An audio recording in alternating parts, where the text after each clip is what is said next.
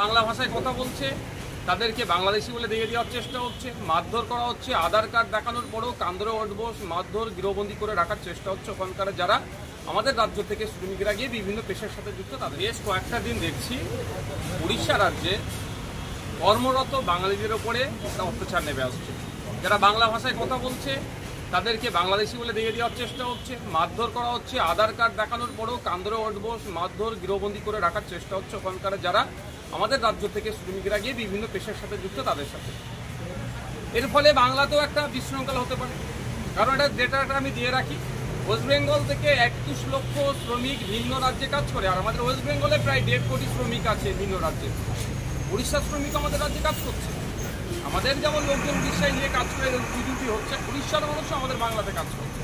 তাদের সাথে যে আচরণ হচ্ছে উড়িষ্যা সরকারকে সেই জন্য অবগতি করার জন্য এখানে আপনার সেক্টর অফিসার আছে, সেক্টর অফিসারের মাধ্যমে উড়িষ্যা সরকারের যিনি মুখ্যমন্ত্রী আছেন তাকে জানানোর জন্য অবিলম্বে এগুলো বন্ধ করা হোক, বাংলা ভাষা বলার জন্য বাংলাদেশি তকমা দেওয়া বা তাদের উপরে যে অত্যাচার নেমে আসছে বন্ধ করা হোক, আর যারা এই ধরনের বিশৃঙ্খলা করতে চাইছে তাদের বিরুদ্ধে ব্যবস্থা গ্রহণ করা হোক। এই মর্মে আজকে এসে সেক্টর অফিসারকে একটা ডেপুটেশন দিয়ে গেলাম।